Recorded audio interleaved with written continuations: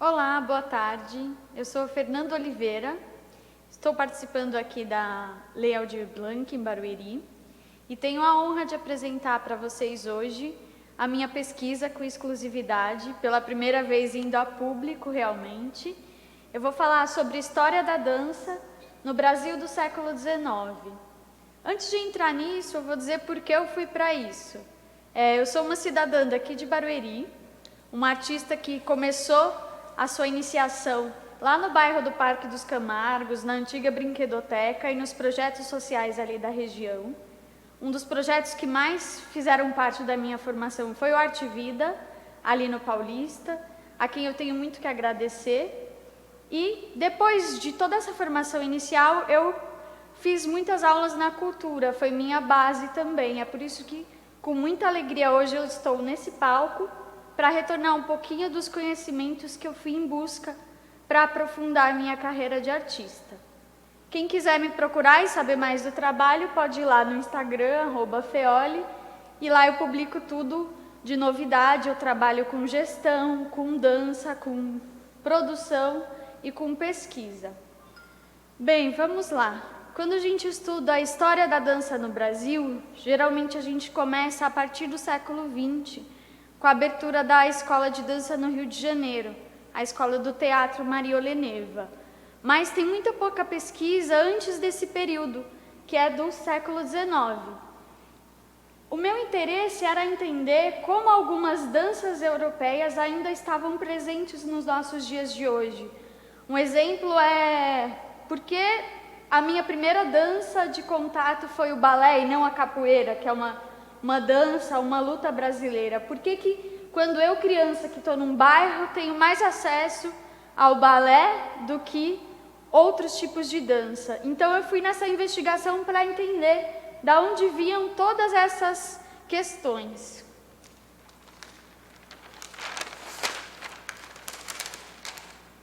Primeiro eu gostaria de trabalhar com algumas perguntas, que eu vou tentar talvez não responder, mas elucidar um pouco disso ao longo dessa apresentação.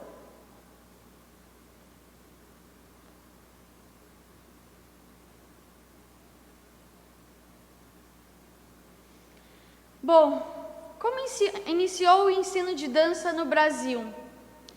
Como eu já comentei, geralmente a gente começa a entender a Escola de Dança do Rio de Janeiro, que foi a primeira no Brasil a ser inaugurada com documentação, com apoio de verbas públicas.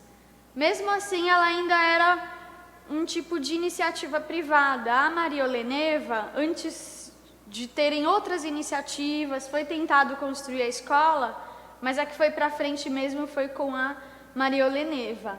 Ela ensinava balé com aulas públicas, onde tinha audição durante a tarde, e depois ela ensinava de manhã, antes, para quem pagava a escola para estudar lá. Então, mesmo que era uma escola do governo e pública, ainda tinha essa questão mista. Porém, a gente ainda tem um período muito maior antes do Brasil, que a gente não entende direito como se iniciaram essas relações de ensino, de mestres, e aí eu vou destrinchar um pouquinho ao longo desse período. E aí, a outra pergunta é, o que sabemos sobre a dança no Brasil do século XIX? A gente tem aí em mente um período que foi extremamente cruel para o Brasil, que foi o período da colonização e da invasão dos portugueses. A gente sabe que tem muita dança ancestral que tinha antes disso, dos indígenas, mas a gente sabe que foi importado também várias danças desses territórios que estão até hoje entre nós. Então, vamos destrinchar um pouquinho que danças são essas que vinham do século XIX, que de repente não estão nos nossos corpos hoje, mas que têm alguns resquícios. E aí eu acabei entrando já, qual a relação dessas danças com as práticas de hoje? A gente vai entender um pouquinho por que essa trajetória é importante de entender desde o século XIX. E a última pergunta, e é porque eu sou apaixonada por história, e por história da dança especificamente, é como a história pode ajudar a fazer leituras da atualidade, em especial da dança.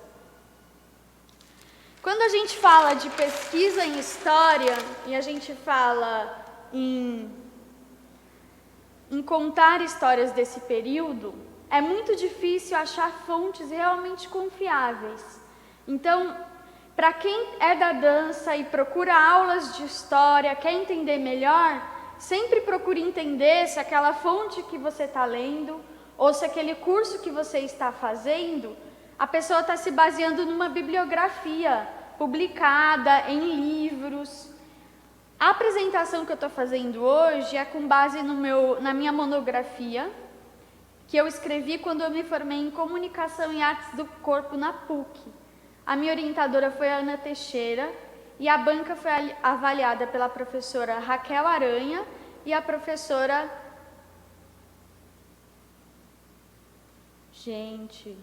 a professora Zélia Monteiro. Não fica brava, Pro. E aí eu queria falar um pouquinho quais são as bases históricas para levantar essa árvore que eu vou mostrar para vocês depois, dos mestres de dança do século XIX. Para encontrar essas figuras, eu precisei cruzar várias fontes de dados para realmente ter uma base confiável de quem eram essas pessoas que estavam circulando no Brasil do século XIX, especificamente no Rio de Janeiro, como eu vou comentar depois. Alguns eixos são essenciais para essa investigação.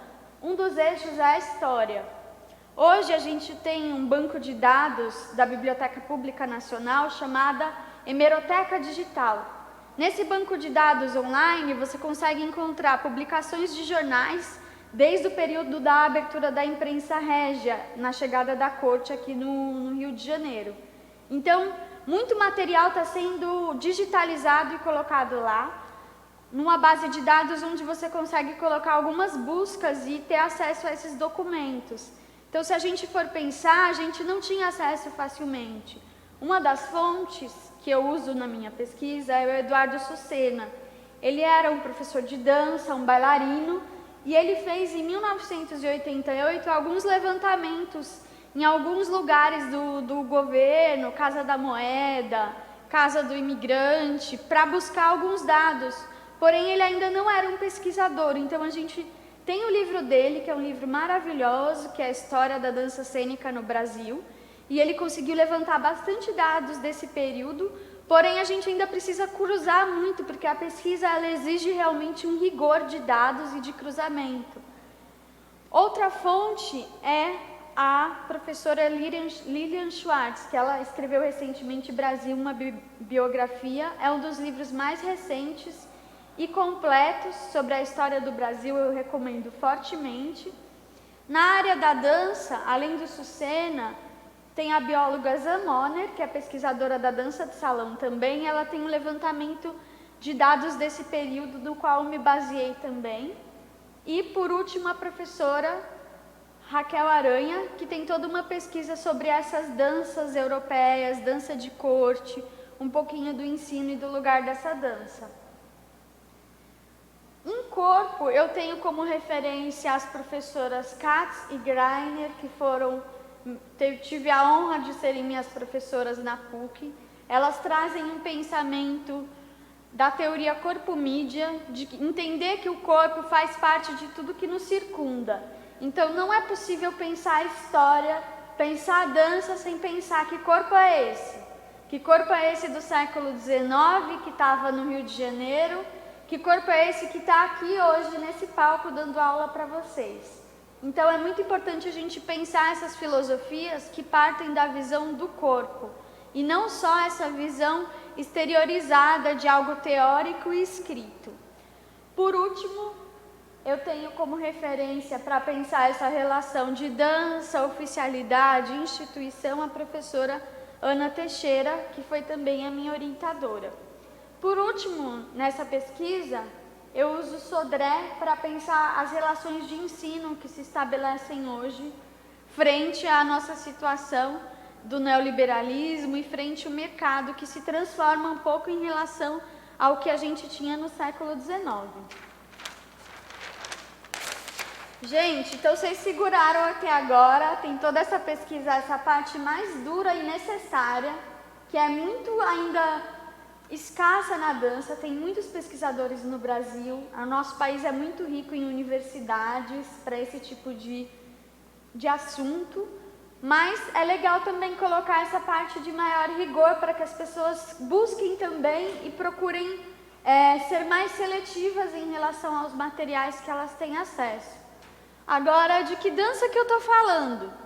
Bom, já localizei, dança no Brasil do século XIX, mas a gente sabe que muita coisa rolava na rua. A gente já tinha começado a ter os indígenas que estavam circulando nas partes urbanas, a gente já tinha chegando ainda, né, nesse processo, alguns escravizados trazendo danças de todos os lugares, além dos próprios europeus.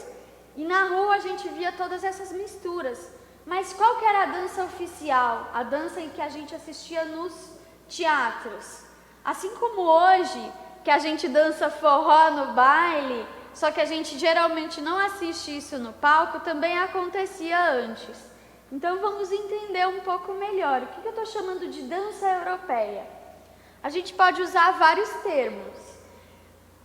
Ballet de cour, balé de corte, balé com 2 L's, como a gente costuma conhecer, belly dance, bailado, vou esperar, belly dance.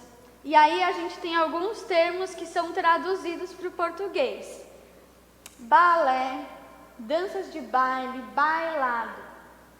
Balé significa dançar. A princípio não é o balé como a gente imagina, né? Aquela coisa dos braços da bailarina. Então, a princípio, o balé não tinha toda essa codificação que a gente tem no nosso imaginário hoje. O balé de corte era, além de tudo, um modo de se portar diante da comunidade da corte ali, da nobreza. Tudo isso começou com o rei Luís XIV, famoso Rei Sol. Ele era apaixonado pela dança e ele queria instituir na corte dele esses modos que a gente chama de modos corteses. Então a pessoa não podia entrar de qualquer jeito lá no palácio para cumprimentar o rei. Então, na verdade, esse balé de corte, além de ser uma dança que as pessoas dançavam ali nas festas, uma dança que era apresentada pelo rei numa espécie de espetáculo meio carnavalesco ali, também era uma maneira de se portar. Essa dança, como a gente imagina hoje que é o balé, naquele contexto era um pouco diferente. Hoje a gente está chamando um pouco de dança barroca, para entender tudo que estava naquele período. Tinha um contexto de um corpo que era pensado em eixos, que preenchia o espaço. Então imagina aquelas roupas, né, que o pessoal usava. Por isso que a gente tem essas caminhadas longas no balé, porque elas eram princesas e elas tinham que ter uma grande presença naquele espaço. Então tudo era categorizado. E como as pessoas queriam ser como a corte, isso também era disseminado não só ali na corte francesa do rei Luís XIV, mas também para outras cortes. E como era feito isso? Se não tinha internet, não tinha vídeo para a gente copiar. Eram feitos tratados de dança.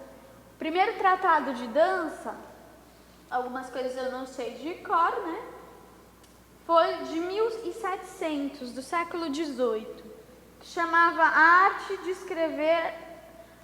Escrever lá a Dança, traduzindo assim, mais ou menos. E aí esses tratados, eles eram distribuídos por todos os reinos, Espanha, Itália, e aquilo era indo copiado da maneira de ler, tinha os desenhos, tem partituras de música. É um material que está sendo bastante... volta a ser estudado agora para a gente compreender algumas fontes. E aí, essas danças que vinham das cortes, elas traziam todo esse ideal, né? Não era só uma dança, era todo um pensamento de ser, de corpo, de hierarquia. E isso faz com que vai desenvolvendo um pouco essa ideia que a gente tem de que o balé é chique, o balé é só para isso, é só para fulano ou para ciclano. Assim como chegou em várias cortes, chegou na corte portuguesa também, esses tratados, essas danças.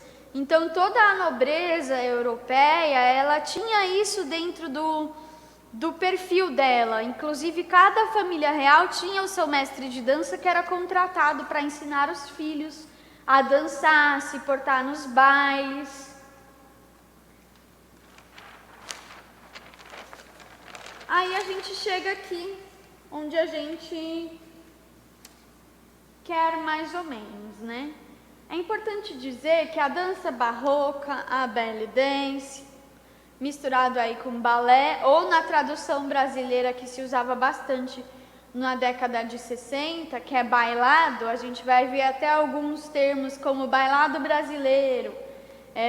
Tem um livro maravilhoso chamado Por um Bailado Brasileiro, por um Balé Brasileiro, que é do Roberto Pereira, e ele conta um pouquinho como que vai sendo construído a questão do balé aqui no Brasil. Essas danças, como eu disse, esse modo de dançar e modo de se portar, ela estava em todo lugar. Então, às vezes, eu podia ter meu mestre de dança, que me ensinava a dançar no meu quarto. Não existia esse conceito que a gente tem hoje, de sala de dança. As danças eram ensinadas em casa. Eu podia aprender ali com o mestre, para eu poder não me apresentar, mas participar do baile, saber me portar. Era muito associado à etiqueta, à dança. Essa maneira de estar com o corpo de um jeito ou de outro, é educado ou deseducado, vem desse lugar de código de corpo e de dança também. Então, como a corte portuguesa, ela vem de toda essa linhagem europeia, ela também carregava consigo essas questões, né? Quando ela vem fugida para o Brasil, ela tem registro de um mestre de dança, que eu vou falar mais à frente, que talvez teria vindo aí nessa leva da corte. Mas nós temos a fuga da corte portuguesa para o Brasil em 1808. Até esse período não era tão forte esse ensino de dança no Brasil. Mas também eu não posso afirmar isso com toda certeza, porque ainda tem muito a ser pesquisado. Então, dentro do meu recorte, eu não encontrei, dentro das fontes que eu tinha até o momento, uma grande informação sobre mestres de dança atuando no Brasil. Pode ser que alguém se interesse, vá atrás e descubra, porque a gente está nesse processo de digitalização e descobertas de novas fontes. Os dados que eu vou abordar, eles pegam um período bem grande, isso é ousado. Quando a gente fala em pesquisa, a gente fala em recortes bem pequenos. Eu vou estar falando um pouquinho aqui de todo o período joanino, que é quando o Dom João ainda reina aqui no Brasil, que não é um período tão longo assim. O primeiro reinado de Pedro I e o segundo reinado de Pedro II. Especificamente como a dança funcionou ao longo desse período, que pega, vamos dizer aí, 80 anos, que é bastante tempo. Então, como eu vinha dizendo, a família real, ela educava seus filhos, né? E é toda a nobreza que estava em volta deles. A família, a burguesia que ganhava títulos, quem estava no entorno. Só que essa educação, obviamente, era para classes bem abastadas, era uma questão muito hierárquica. E como se distribuía, né, esse ensino? Então, imaginem, tinha os mestres de dança que se formavam nas academias europeias, né? As academias, elas eram das cortes, especialmente a francesa. Na Itália, a gente também tem bastante formação de mestres de balé. E esse pessoal, eles não ficavam ali no país deles. Eu até fico pensando, porque só tinha navio. Mas esse povo era artista inquieto, viajava o mundo inteiro. Então, os responsáveis por essa disseminação eram figuras, eram mestres de dança. É até por isso que eu desconfio que na dança a gente tem a figura do professor sempre muito forte e representativa ali, né? Se você vai numa escola, tem a professora fulana, a escola da professora fulana, a fulana é uma referência. Por conta disso, desse período em que, por exemplo, imagine que um maître ele viaja da Itália, ele pega um barco e ele desce no Brasil e ele vai para uma cidade pequena. Naquela cidade pequena só vai ter ele mesmo, que entende daquela dança, que entende de todos aqueles ritos. Por isso ele vai ser tão respeitado e vai conseguir criar uma comunidade no entorno dele, um pouco como é hoje também nas nossas escolas de dança. A gente tinha esses mestres que eles iam trabalhar em diversos lugares, né? Nessa época, desse período, quando a corte chega, ela começa a fazer várias construções que são para se adequar à imposição cultural dela. Então, a gente já tinha um teatro aqui, que eu não vou me lembrar o nome agora, mas tudo vocês podem me perguntar depois. Mas ele foi transformado num teatro régio, assim como as construções que tinham no Rio de Janeiro, que eram um pouquinho mais bonitinhas, todas a corte pegou para elas, porque desembarcou muita gente aqui e esse povo precisava morar em algum lugar. Então eles foram ocupando vários prédios, várias construções que tinham ali no Rio de Janeiro, tanto para morar quanto para colocar realmente as residências oficiais, né? A Casa da Moeda, a própria imprensa, que quando a corte chega no Brasil, não há uma imprensa oficial, um jornal oficial. Então, uma das primeiras coisas que ela faz é realmente criar um jornal para divulgar as coisas que são importantes para que a corte divulgue para o povo, de certa maneira. E também o teatro régio, tinha um teatro pequeno, ele vai ser transformado em teatro régio, e isso começa a fortalecer. Os teatros faziam muito parte da vida social das pessoas ali. Então, o momento de ir ao teatro era um momento também de mostrar o que essa pessoa aprendeu, de mostrar a nobreza dela. E por isso que vai ser muito importante no Rio de Janeiro desse período, a vida em torno da ópera também, que era o que era apresentado lá. E para esse povo assistir alguma coisa na ópera, que não era bem o foco, né? O foco era realmente mostrar o poder, mostrar, encontrar as pessoas, era todo um jogo social. Tinha que ter gente lá dentro, bailarinos, óperas, e eles contratavam os mestres para vir dançar aqui. Só que é muito parecido com a função da pessoa da dança hoje. Geralmente a pessoa não é só dançarina ou bailarina.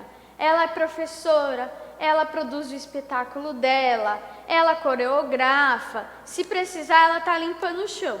Não digo que é a mesma coisa, mas era um pouco parecido, porque o bailarino ele vinha dançar no teatro, ou ele vinha coreografar, e ele aproveitava também e anunciava nos jornais que ele estava dando aula, para as famílias abastadas poderem contratar esse mestre para ir lá, dar essa aula para ela aprender de uma vez por todas esses bons modos corteses, porque imagina, esse povo todo europeu chegando e o povo que estava ali no Rio de Janeiro, povo que eu digo a nobreza, tá? Sempre os cortesãos que a gente chama, eles queriam de alguma maneira parecer como aquelas pessoas que estavam ali, afinal de contas, até hoje a gente não pode esquecer que nós somos colonizados, então nós temos esse olhar um pouco de ver as coisas e querer fazer parecido, né? Então imagina naquele período como eu enquanto nobre pensando como eu queria também fazer parte daquela nobreza, integrar os códigos de etiqueta que estavam lá. Então o professor chegava, isso era muito comum. É até bem interessante a gente ver como eles chegavam e já anunciavam. Era como se fosse o nosso Twitter da época. Então, deixa eu ver se eu acho.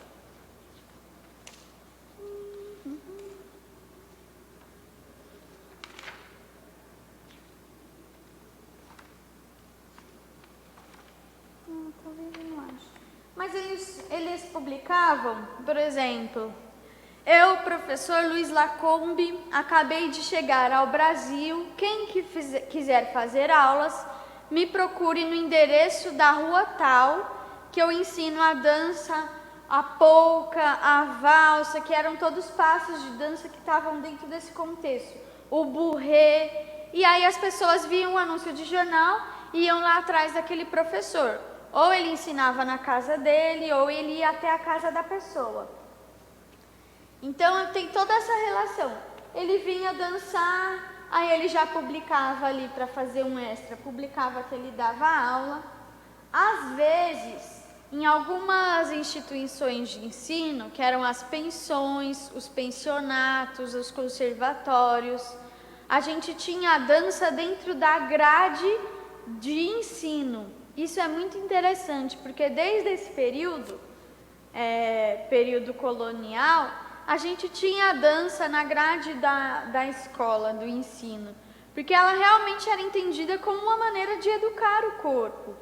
E é interessante pensar que está muito presente também, na época era muito separado a educação de meninas e meninos, especialmente em escolas de meninas ou pensionatos de meninas, a dança era um super diferencial, inclusive era até mais caro se você quisesse entrar num pensionato que tivesse dança. Mas era dito como os dotes da menina, né? Saber bordar, saber coser e saber dançar. Era visto como uma das coisas mais importantes a se saber naquele período. A gente sabe que tem muitas questões do machismo, do período e de como a mulher era vista, que a gente superou um pouco e ainda está tentando superar. Quando a gente fala em tempo histórico, alguns tempos eles demoram, né? Mas para os homens, para a educação dos homens, a dança também era importante, porque essas danças, além de serem danças de se apresentar, eram danças de salão, como as danças que a gente conhece hoje. Até por isso, se a gente for realmente na fonte, a dança de salão não se separa muito do balé. Na verdade, é como se elas tivessem se desconjuntado ali e tivesse cada uma seguido o seu rumo, mas estava meio próximo. E como o homem conduzia, ele era o condutor dessas danças de certa maneira, também integrava a educação dele. Então, se a gente for pensar que a gente luta muito e tem que lutar ainda hoje por um currículo de artes na escola que tenha dança, porque é importante, porque é a linguagem do corpo, daquele período ela já vinha num outro lugar, mas ela sim considerada importante. É interessante pensar como a nossa educação foi ficando cada vez mais mês de carteira, né? E querer que a criança fique ali parada num lugar. Mas é bom lembrar também que a gente está falando sempre em nobreza, né? O ensino no Brasil é muito precário e demorou muito para que todo mundo tivesse acesso a esse ensino. Nesse período a gente vai até encontrar termos como ensino público. Tinha ensino público. Mas o que era ensino público nesse período? Era o ensino que era aberto a todos, que era os anúncios de jornais. O ensino público, na verdade, era publicado no jornal. Não era exatamente o que a gente entende hoje como ensino público. Essas aulas que eram anunciadas nos jornais de uma maneira mais livre, em questões de estatuto régio mesmo, elas eram chamadas de aulas avulsas, porque elas não eram matérias obrigatórias. Os migrantes chegavam no Brasil e eles, às vezes, por exemplo, a pessoa podia ser o cara, vamos dizer, um português, ele era contador lá em Portugal. Mas ele chegava ao Brasil com a família dele e não necessariamente ele ia desempenhar essa função, demorava um tempo para ele se colocar. Então, às vezes, ele oferecia aulas de gramática, aulas de latim, E aí era um mercado muito grande esse das oficinas, assim, que também é hoje, né? Eram os arte-educadores da época, fazendo uma comparação bem difícil, né? Porque arte e educação é um conceito mais atual. Mas todas essas aulas que não faziam parte do currículo eram aulas avulsas.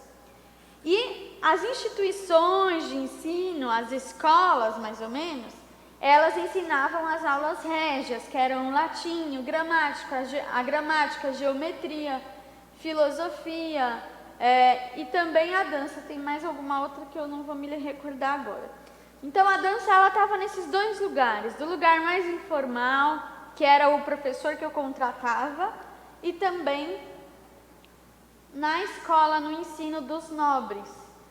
E a dança estava na informalidade também, porque eu começava a aprender dança a partir do momento que eu ia para os bailes, que eu via minha família dançando e que eu lia, tinha manuais para como você se portar no baile, que movimentos fazer. Então eu digo que de alguma maneira o ensino ele não é só esse institucionalizado, mas ele também vem desse lugar informal, de assistir, de conviver, de dançar. E aí a gente vai entrar na parte que é o ouro mesmo da coisa, que é quem ensinavam essas danças. Vamos lá. Vamos aos mestres de dança que estavam no Rio de Janeiro do Brasil do século XIX.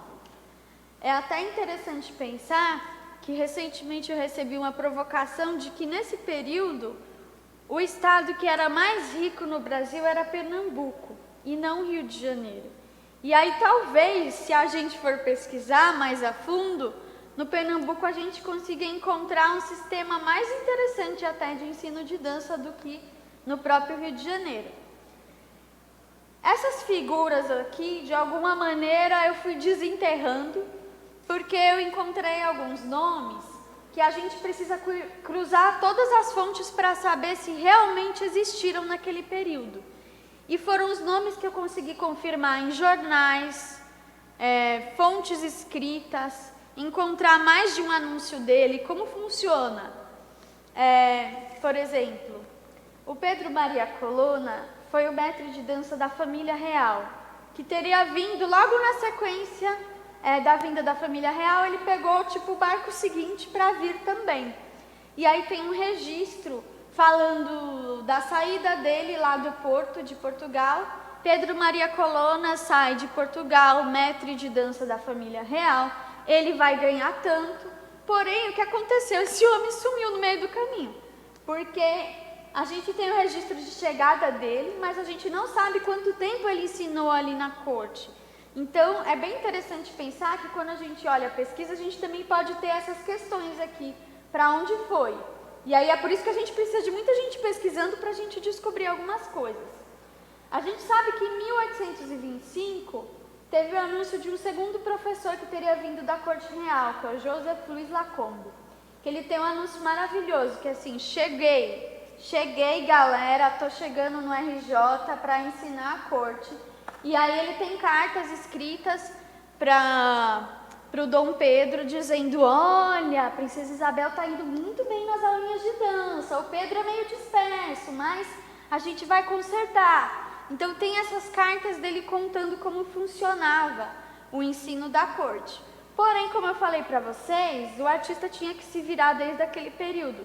Então o Joseph Louis Lacombe, ele chega com a banca toda de um mestre de dança da família real, porém ele também vai estar trabalhando nos teatros, ele também coreografa, constrói. A gente tem até em um livro do Debré que ele fala um pouquinho sobre como foi lindo aquele espetáculo que ele assistiu, o bailado que ele assistiu do Joseph Louis Lacombe naquela noite, é bem interessante. E ele também anuncia aulas, né? Eu não sei como ele fazia tudo isso, mas como a gente faz hoje, né? Ele também anuncia aulas nos jornais para o povo ir lá na casa dele. Ele traz toda uma família junto com ele, que na verdade a gente tem que investigar mais a fundo. Por quê? Existem muitas maneiras de se escrever um nome. E agora imagina naquele período, se a gente vai no cartório registrar um nome e ele pode sair diferente, imagina naquela época. Na saída do Porto, ele falou: eu sou o Joseph Louis Lacombe. Escreveu de uma maneira. Chegou aqui no Brasil, escreveu de outro jeito. Pode ter escrito Louis Lacombe na grafia portuguesa. Então, na minha pesquisa, eu assumo que eles são irmãos, mas de repente pode ser que de alguma maneira eles sejam pessoas diferentes. Como eu sei que talvez eles sejam pessoas diferentes da mesma família? Pelas datas que são bem diferentes. Então, a gente sabe que ele traz algumas pessoas da família, um irmão, um tio, todo mundo da dança. A gente acha que essa família Joseph Louis Lacombe, ou a família Lacombe, talvez ela seja da Espanha.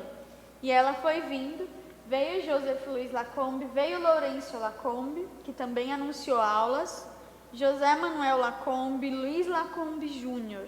Essas datas são diferentes, por isso que eu digo que são pessoas da mesma família, que vieram e foram dando aulas, foram trabalhando nos teatros, nas escolas. Então a gente já vê o nepotismo desde aí, né? Porque eu sou um professor que cheguei aqui no Brasil, opa, deu certo. Manda carta, manda vir o irmão, manda vir um amigo, manda vir a família inteira. Outra família que vem, então a gente imagina que as famílias eram famílias de artistas mesmo. Outra família que vem são os Toussaint, que eles trabalham no teatro também. O Auguste e Josefina Toussaint.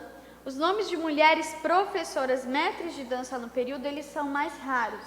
Geralmente, quando eles aparecem associados com o companheiro.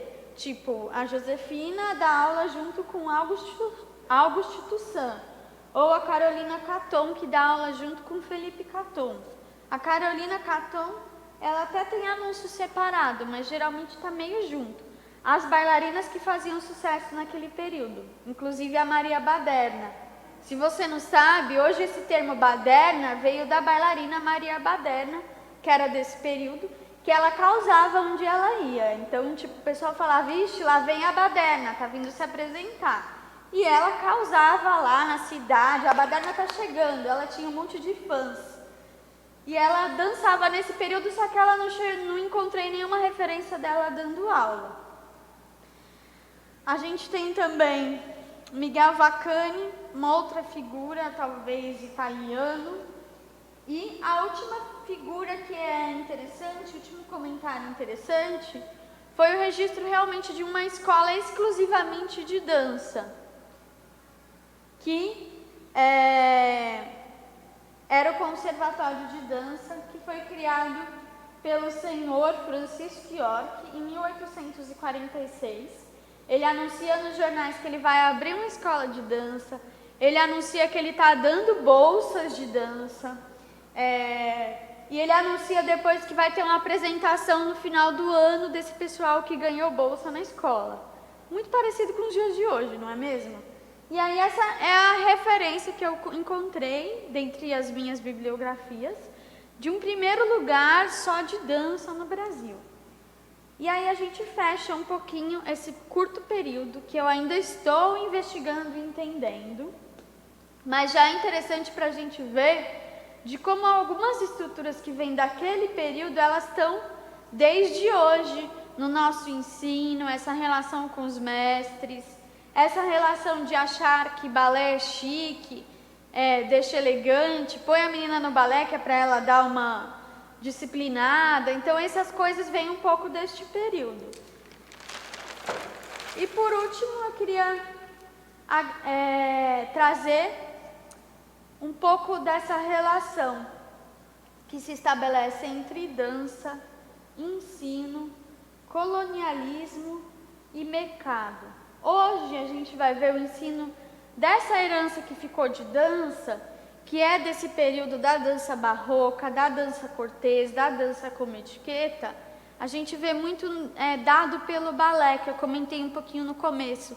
Por que o balé é o meu primeiro acesso se eu estou num bairro, toda ONG tem balé, toda instituição tem balé? Porque essa dança ela veio com muita força para se disseminar. Em 1964, a gente teve um congresso aqui no Brasil.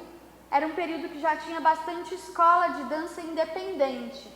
E nesse congresso, eles disseram que eles queriam um método que reunisse a dança no Brasil, que eles queriam fazer todo mundo algo mais conjunto, uma metodologia de ensino. Então, foi sentido que estava faltando algo que reunisse. Por exemplo, a gente tem várias escolas aqui em Barueri, mas cada escola ensina de um jeito diferente e dá um diploma diferente. Eles queriam um método. Essa também era uma demanda não só do Brasil, mas de todo o mundo. E aí começam a surgir algumas metodologias de ensino que são compradas para certificar a escola. Como a gente tem muito hoje, a escola é certificada pelo método X, pelo método Y. Então é interessante pensar que se eu Por exemplo, eu fiz balé em ONGs, eu fiz balé em oficinas mais livres. Meu diploma talvez não seja mais valorizado do que a pessoa que tem um diploma comprado de uma instituição internacional. Então a gente pode pensar que além dessa relação da nobreza que vem desse período, hoje a gente tem uma relação muito forte com o mercado. Esses tipos de títulos, eles ainda são comprados. E essa visão um pouco ainda, como eu falei, do ser colonizado, de valorizar um tipo de dança específico pela origem do que ela vem e da onde ela descende. Queria deixar só esses pensamentos e relações para a gente ir desenvolvendo ao longo do processo. E por último, só quero agradecer quem assistiu essa aula e me procurem. Futuramente eu quero lançar um livro sobre essa pesquisa, então vamos nos comunicando. Qualquer coisa, estou por aqui. Obrigada!